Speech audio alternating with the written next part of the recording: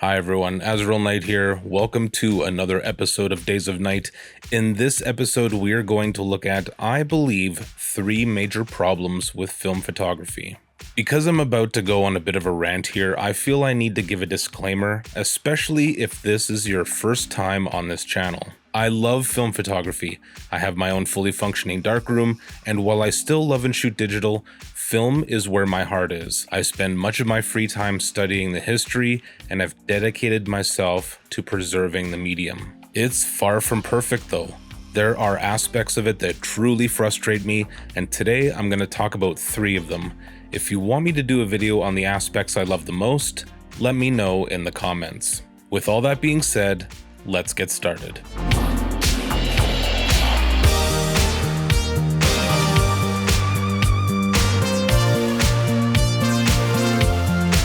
If you enjoyed today's video, you can help me out by sharing it, donating $5 on my PayPal link, or joining me on Patreon. Links in the description. Now, on to the list. Number 1, it's expensive. The first thing that we need to address is the myth that film photography is cheaper. I know many of you will say, of course, but some of you who, like me, who got into film photography after it died but before it got trendy, will remember a time where DSLRs were still super expensive and thrift stores had a ton of cheap film cameras. My current darkroom enlarger, the Bestseller 23C2, I bought with a full set of darkroom accessories for $15. That crazy low pricing simply does not exist anymore. I see enlargers go for hundreds of dollars, and same with cameras. The $15 Canon AE1 no longer exists. Also, because DSLRs, specifically full frame, are almost 20 years old now, there's dozens of models to choose from that have significantly dropped in price. Most people compress their images down to an Instagram post, so if you buy a 15-year-old DSLR with only 12 megapixels, unless you're printing, it doesn't really matter. The part that no one talks about is the ongoing cost of film and development, especially if you shoot a lot. I can hold on to the shutter release of my DSLR all day and not spend a penny. Also, while a DSLR only requires a memory card and a membership with Adobe, a film setup is going to require chems, a scanner, and/or a darkroom. The chems will need to be replaced on the regular, and the darkroom will increase your utility bills. I think we just need to be honest with ourselves and say that we shoot for the experience, and that comes at a premium price.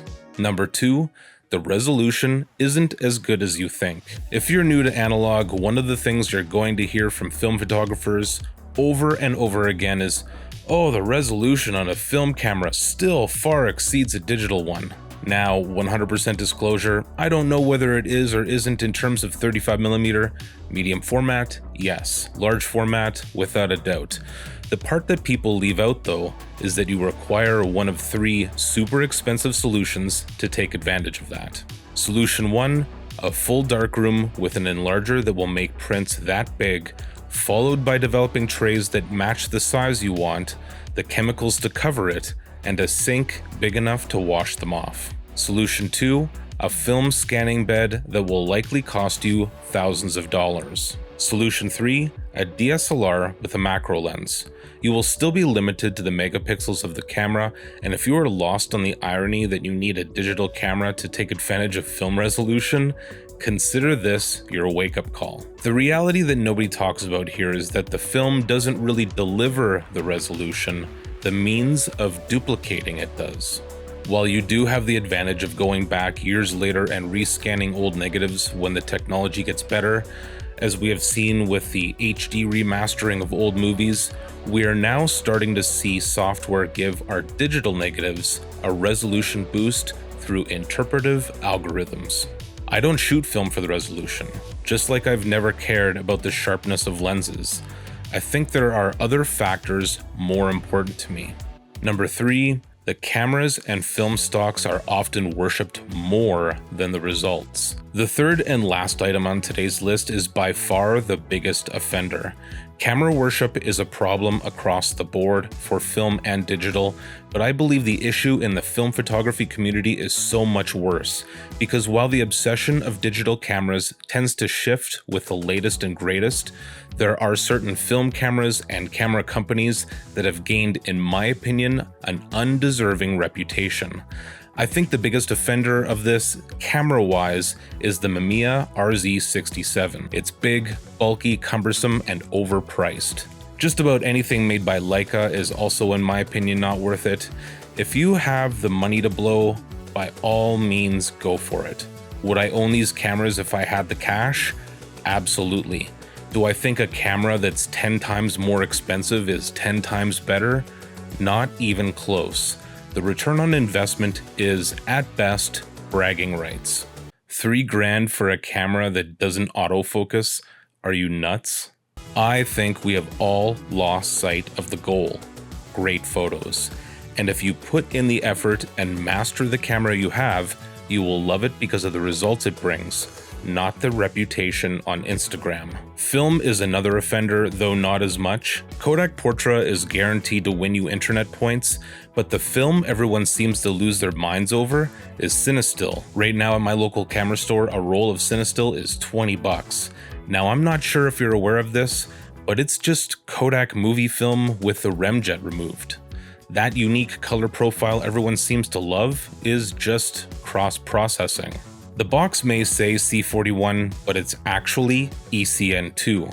One day I'm going to do a video on the issues I have with the rebranding of film and other products, but let me just say this. If I chiseled the Canon logo off of an SLR and slapped my own label on there, then added a 30% markup, would you buy it? I really hope not. That's all Cinestill is really doing here, is taking a piss on a fire hydrant someone else installed and calling it theirs. Because having a Leica M6 with a roll of Cinestill 50D loaded is almost guaranteed to get you YouTube views or Instagram likes, it creates another issue: boring photos. Go to Reddit's analog group and some of the most upvoted posts are some of the most creatively bankrupt.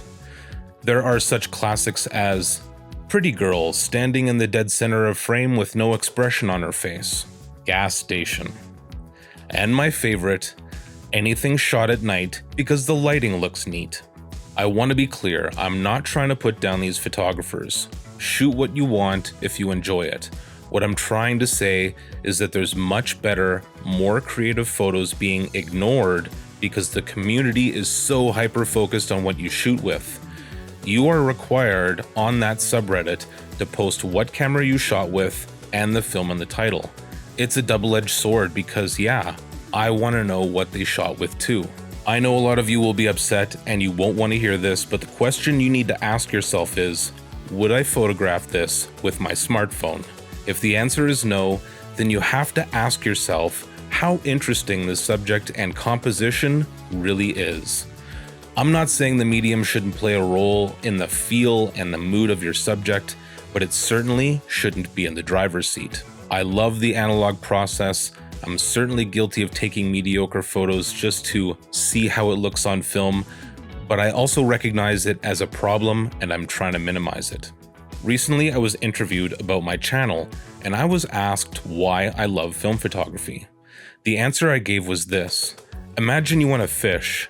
You can go to the supermarket and buy one frozen, or you can go fishing, which is much harder, requires more equipment, but is much more rewarding. You go fishing because you love the process. What I'll add to that is this, that fishing is much more expensive and not a luxury everyone has. You also don't eat a fish that you caught that you wouldn't buy in the supermarket if it doesn't look right. Loving the process is not an excuse to produce mediocre results.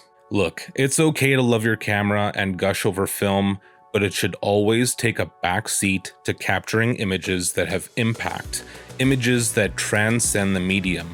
If people ask you how you shot it, more than what you shot it with, you know you have a great photo. Well, folks, that's all for now. I hope you enjoyed my little rant. Show me some love by donating $5 or $10 through my PayPal link. You can also join me on Patreon, where I give early access and free prints. And until next time, stay classic.